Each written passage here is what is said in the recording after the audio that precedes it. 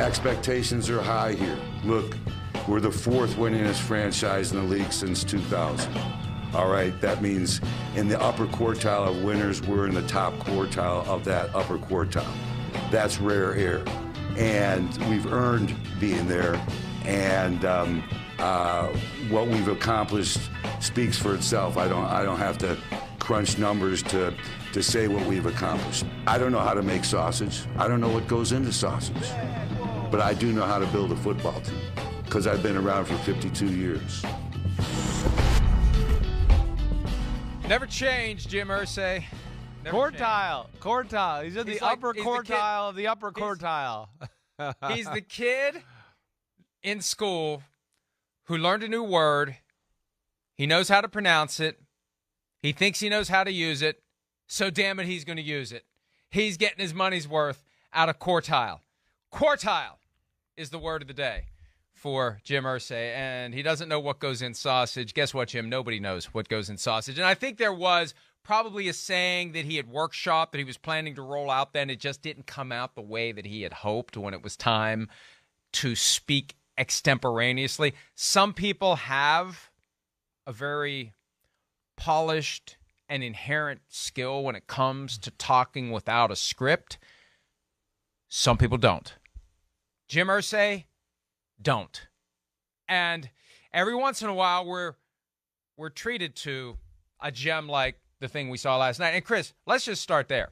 They pick 8 p.m. Eastern as the time for their press conference. I mean, what the hell? That was, well, it was the smartest thing they could have done. They didn't put it plan up that. against the football game. The upper quartile of management did not plan that. They did not. They did not. That was like, oh, wait, I got things to do. Let's just make it at 8 o'clock. I'm a billionaire. I got to do something else with the first quartile of my day. They're not that smart. There it is. There's the banner. 2000 to 2022, the upper quartile of the top quartile of that upper quartile of winners. Here's my other thing I want to question why we're just having fun with this for a second. If you were in the upper quartile of the upper quartile, wouldn't you be one of the top 2 teams in the last 20 years, right? Because it's the quartile. I think you'd be the number 1 team. Well, you'd be in at least the upper quartile. You'd be 8, 1 or 2, right? You'd be 1 or 2. So he's That's really right. in the upper quartile of the top quartile is the top 2. Exactly. So he's in the upper half tile of the quartile. He's got to figure out how to say this better next time and sell this the right way. Listen, that goes back to the Napoleon-driven stats that they would use to try to push themselves into the conversation with the Patriots. That thing that short-circuited in his brain last night with quartile, it all goes back to the hatred of the Patriots, the jealousy of the Patriots. You know, Irsay has said things like, well, the greatest team of all time has to win 3 Super Bowls in a row. Until you do that, you're not the greatest team of all time. And we're going to win 3 Super Bowls in a row. He would always throw that in for good measure. Right. So I remember when the Colts were in their heyday, we would always hear about regular season win percentage, right? And all the seasons with double-digit wins, all these, like the Aaron Rodgers stats that are impressive but have nothing to do with winning championships. That's the Aaron Rodgers model, and that comes from the Colts and Bill Polian. When they had to stick up their butts about the Patriots, they were jealous of the Patriots. They couldn't compete with the Patriots, so they had to come up with other ways to say we're just as good, if not better, than the Patriots. That's what that last night is a vestige of. And we're kind of far removed from the Colts having any opportunity to say with a straight face that they're in the upper quartile of anything by any measure. Right now, they're not. Right now, they're in the upper quartile of dysfunction. I'll say they're in the upper quartile of the upper quartile of the upper quartile of dysfunction in the NFL right now. I mean, and it goes back to, and Chris, I really, this is one of the times when I have full faith and credit in my pasta and meatballs instinct, because yesterday, and I wish I'd said it, I wish I'd tweeted it. Yesterday, I had a feeling some weird shit's going to go down today. I just had that feeling. And, I always strike that balance between you try to be responsible. I mean, I'm not reporting anything. I don't want to light a fuse and make it look like I know something that I don't. But I just had a feeling something was going to happen yesterday. And I kind of thought maybe Mark Davis was going to throw us a curveball and fire Josh McDaniels or something like that. But I just got a feeling something weird's going to happen today. And I never would have guessed. well, I mean, Frank Reich getting fired, okay, fine, even though it was 8 days after, Jim Irsay saying rather emphatically, according to Mort, that Reich is safe, replacing him with a guy with no college or pro coaching experience. I never would have had that on the bingo card. But next time I have that feeling, I am going to embrace it, because I had a feeling something weird was going to happen yesterday, and something weird did happen yesterday. Reich is out, and Jeff Saturday hasn't played in a decade and has never coached at the college or pro level, is the interim coach. And the way that Irsay was talking last night, he's rooting for this guy to earn the full-time permanent job. I don't even know where to start here. All right, so first off, so next time you have a gut feeling crazy stuff's going to happen, you're going to write an article and write, I got a gut feeling crazy shit's going to happen. I don't know how to communicate it. I'm not going to keep it to myself. I'm just having fun. I'm not going to keep it to myself. Right, I know, but I should have at least texted I should have at least planted the flag so someone knew that I had a strong feeling that pasta and meatballs is working strong today. I need to, next time, at a minimum, I'm going to do that. So I have receipts. I have no receipts. All right. Let's just start here. Let's unpack this a little bit. It's insane, all of it. I mean, classify under WTF on a Monday afternoon. Like, what? First off, let me ask you this: Frank Reich, do you think he deserved to be fired? All right, that's where I want to go. I'll state my answer for a second. I was a little shocked. I mean, I'm not shocked because I know the current status of the NFL and the world we live in, right? But at the same time, I don't know. Damn. I mean, there's been a lot of good there in Indianapolis with Frank Reich. First year, 10-6. I mean, go into Kansas City in the playoff game. We're there on NBC. A lot of reasonable football minds in the world were going, the Colts are one of the hottest teams of football. They're going to beat the Kansas City Chiefs today. All right, they lose to the Chiefs. Boo, boo, boo, in the snow and sleet. Next year, what happens? Oh, Andrew Luck, the guy the reason we're all there and we wanted the job, he leaves. All right, they're still in the thick of things with Jacoby Brissett. Now it's 2020. COVID comes. They got Phillip Rivers. They go 11-5.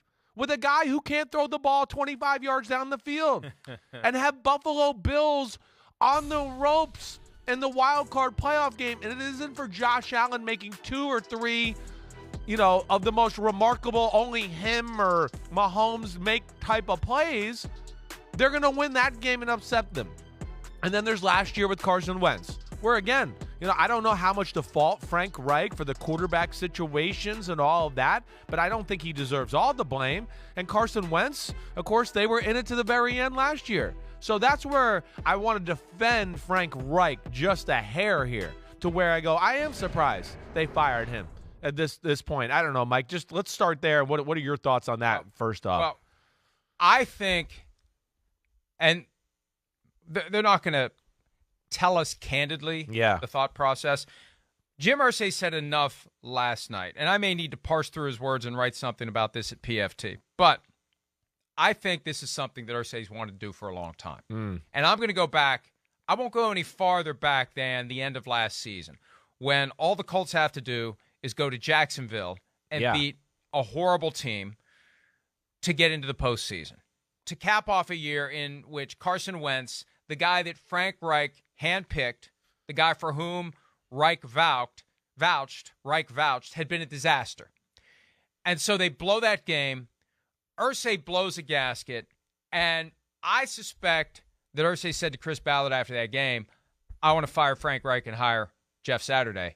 And Chris Ballard talked him out of it.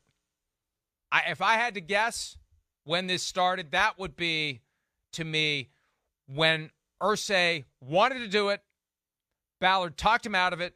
Let's give Frank another chance. Frank's the right man for the job. Frank saved our asses after we were left at the altar by Josh McDaniels. Frank came in and took over this job. We didn't even consider him. And look at what he's done, especially with Andrew Luck walking away in his prime. Right. Look at what Frank Reich has done for this team to keep it from becoming completely and totally dysfunctional. Yep. We owe it to Frank Reich to let him to try to turn this around. So then they get Matt Ryan, and everything Super Bowl again. I'm sure at some point in the past 6 months, Jim Irsay has blustered about the possibility that the Colts will win the Super Bowl this year with Matt Ryan and Frank Reich.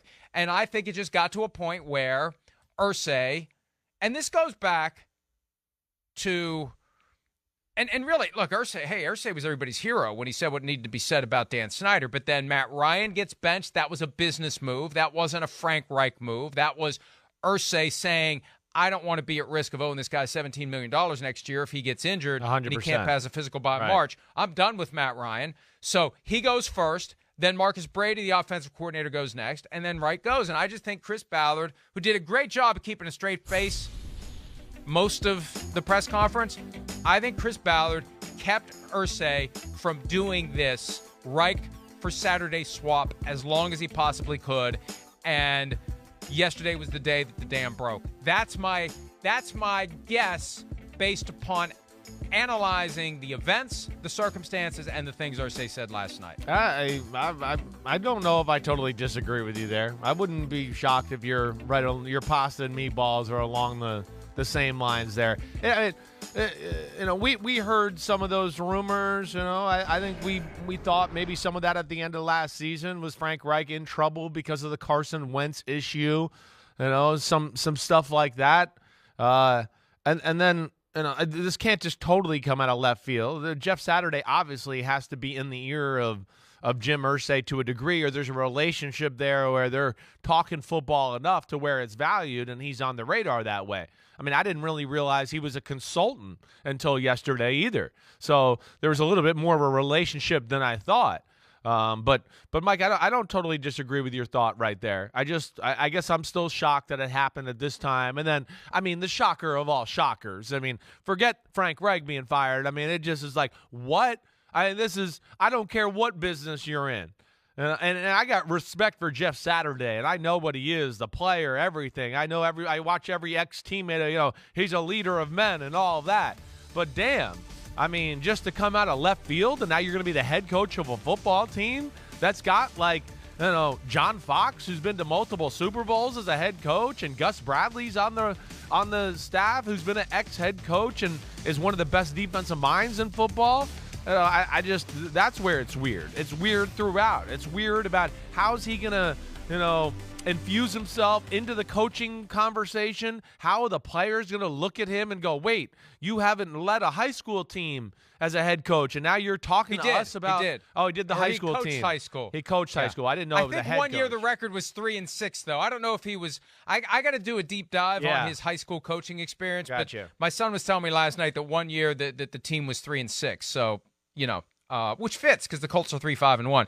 Hi, it's Mike Florio. Thanks for watching PFT on YouTube. Hit subscribe for the latest news and analysis from Pro Football Talk.